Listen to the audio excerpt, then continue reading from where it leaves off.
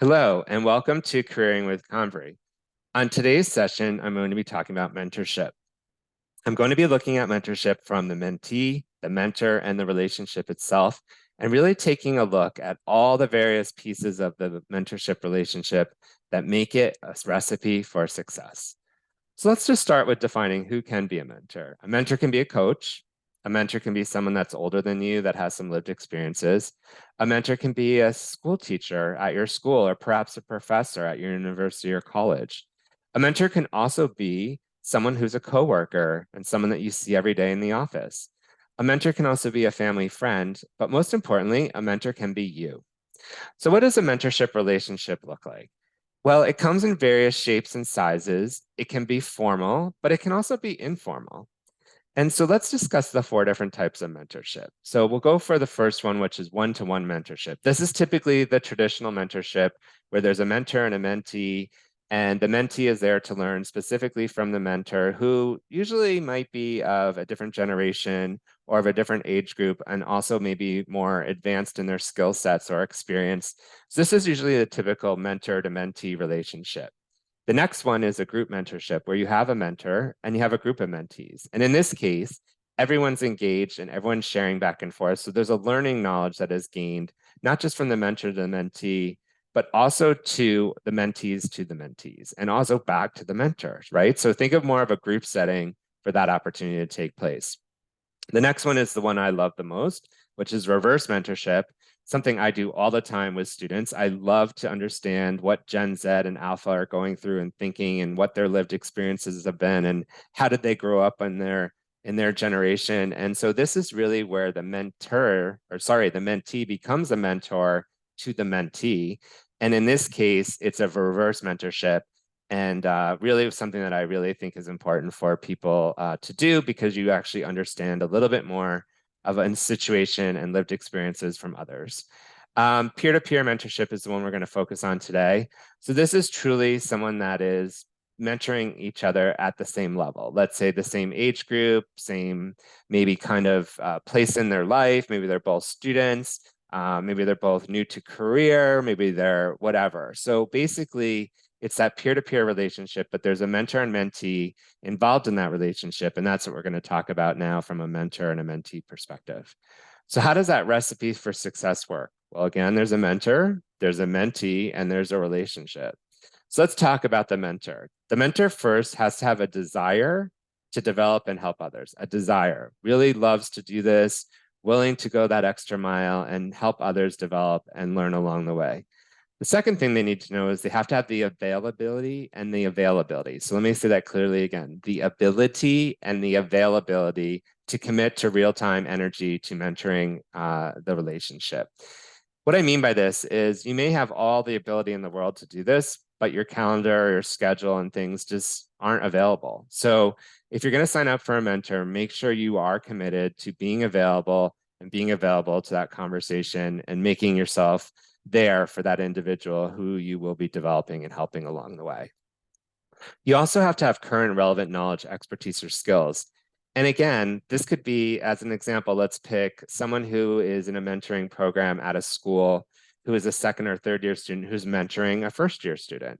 So you have relevant knowledge and skills because you've been in their shoes. You've been a first year student and you know what it's like. So you can impart some thoughts and ideas to help that person and help them grow and understand how they can navigate that part of their life. You must also have a willingness to share your failures and your wins. A lot of times we talk about our wins, right? Social media is plastered with all the great things we're doing, all the wonderful coffees we have. But let's be honest, we've all had a bad coffee, right? Or a bad drink one day. And so those are real life things that happen in your life. So if you skin your knee, fall down, guess what? You learn. So if you're learning, you can impart that knowledge to your mentee because it's something that you learned a lesson from and something you probably won't do again.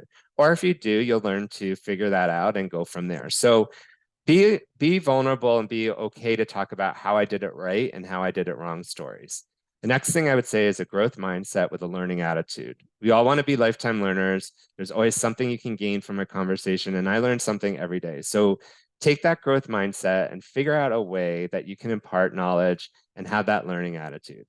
Finally, we talked about the desire to develop, but now let's talk about the skills to develop, right? You need to have active listening.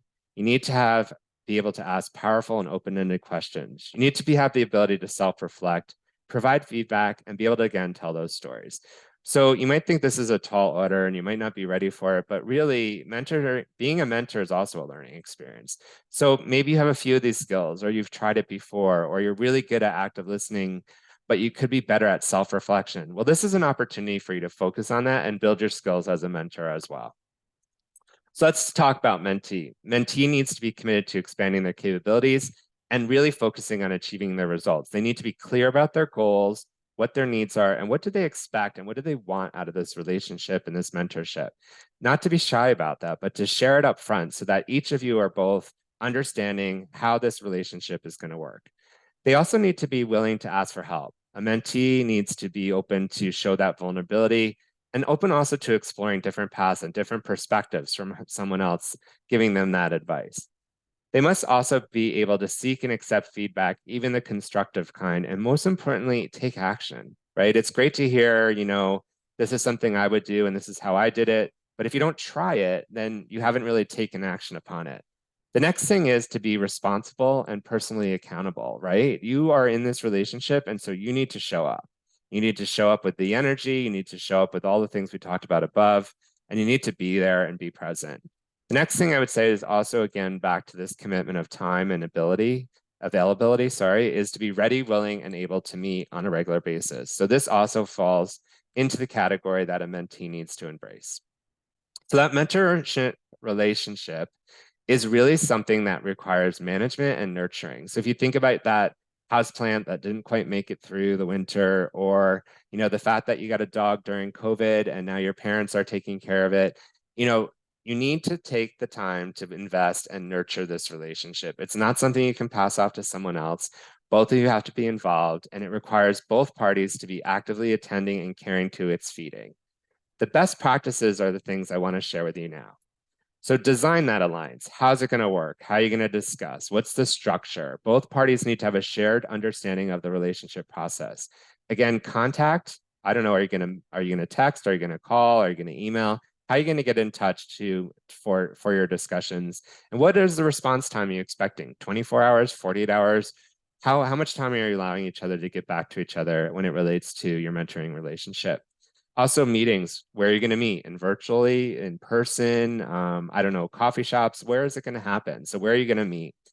I think the next thing is really super important too, is to have a discussion around confidentiality and focus. So what's shareable, what's not, what's in and out of bounds to be talking about, right? I think if you say, feel comfortable that this is a safe space, and maybe when you're about to talk about something, you might share it that way, but really make sure you're both comfortable with sharing different things and that the conversation stays with you both, and understanding what's shareable and what isn't beyond that conversation. Feedback, what are the expectations around giving and receiving feedback for each other? And then goals and accountability. Again, what do both want from that relationship? So I think the other key things to this recipe to success is to get to know each other. If you are assigned a mentor as a mentee, then I would do your research and understand who that person is. Maybe you organically know this person, so it's not that you really need to get to know each other as well. But again, we all need to get to know each other in these relationships. So find that common ground of things to talk about and help that start and break the ice. Next thing I would say is set the agenda, right? You got to set the agenda for what's going to happen, when, where, and how. And again, what are the actions and what are the outcomes going to be of this relationship? And I think most importantly is, and this is one that we tend to sometimes forget about, is to reflect and evaluate. Reflect on the situation. What did you learn that previous talk? Or what are you learning now? And evaluate it, each of you, on how it's going. And that's also super important. Take the time out to touch base and to see how each are doing in this mentoring relationship. How's it going? What's been helpful? What hasn't? Maybe what could I have done differently that would make a more rewarding experience, right? Have that open relationship to talk about those things as they come up. Don't let them stew. Maybe there's something that you don't feel is going right and you need to voice that. So let's talk about that as a mentor and a mentee. So let's talk about the role of the mentor, because I think it's super important to understand not just what the roles are, but the skills. So you first off are seen as a role model, right? You either value or project or share skills and roles and values and things that you've done that identify you to be a good mentor, whether it's you're appointed to be a mentor or whether you become one organically through someone who reaches out to you and has a conversation. You also have to be a teacher, right? You're going to be teaching them new things, new ways of thinking, new ways of doing. The next thing you're also going to be as a mentor is a counselor, right? So think about the advice and the counsel you're going to give to an individual. You really got to have that active listening to listen to the situation and not jump to the conclusion or the solution right away. Really spend the time with empathy and understanding to work with your mentee on what they're going through and what they're experiencing. You also need to be an advisor. So what things are you going to share that you learned or that you think might help them in this situation, and give them a couple options to try as an advisor. And again, be willing to open to reflect on those and talk about those and course correct where needed. You also need to be a sponsor. I know sponsorship and mentorship are typically talked about in two different terms or two different solutions. But in this case, I still feel like a mentor also is a sponsor and an advocate and an ally. You really are the person who this individual as a mentee is coming to. So be open to helping them, to sponsoring them through a situation, to be their advocate and voice if they need it. So those are sort of the summary of some of the roles of a mentor. And now I want to talk about the skills. So there's some key benefits of being a mentor. First of all, you're going to maximize your skills.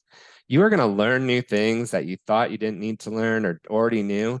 And honestly, being a mentor is really a great opportunity to increase your self-confidence and your self-awareness, right? You get the ability to lead that conversation, to help someone, to see where you can add the value. So increasing your self-confidence and self-awareness is amazing.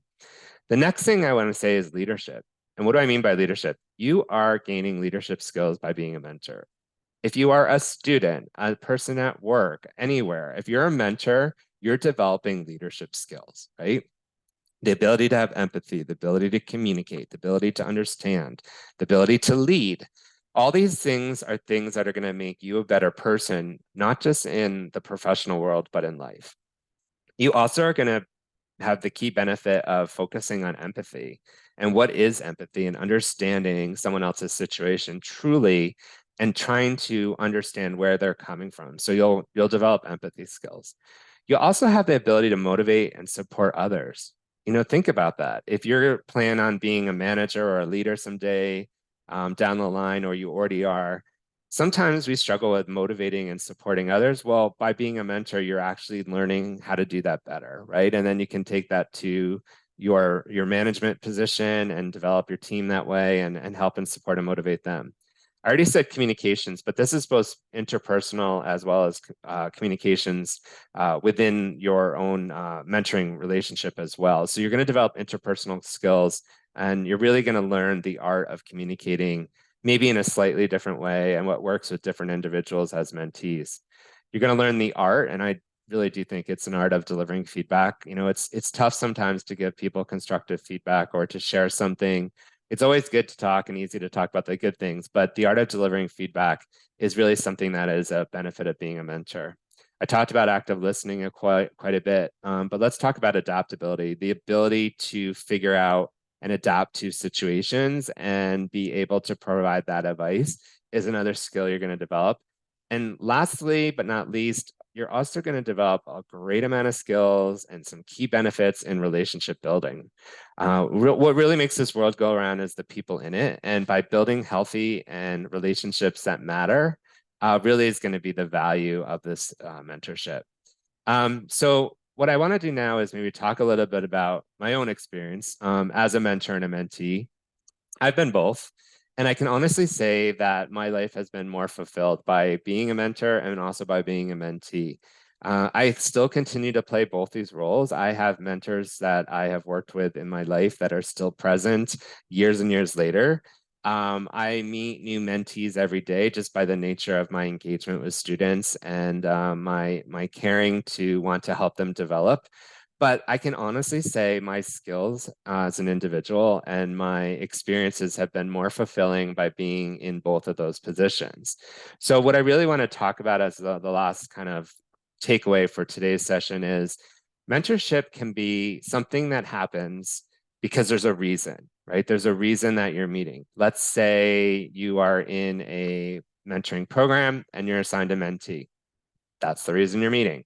I've had this situation where I've been in consulting for years and someone sees that in my profile and they reach out and say, I'm thinking of consulting as a career. I really would love to understand, why did you go into consulting? And that's the reason, right? So again, assigned or maybe organically, where you find someone and there's a reason why you want to connect.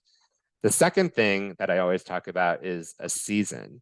So the reason happened, great. Had the relationship, had the discussion, achieved our outcomes, what have you. And then there's the situation where there's a season.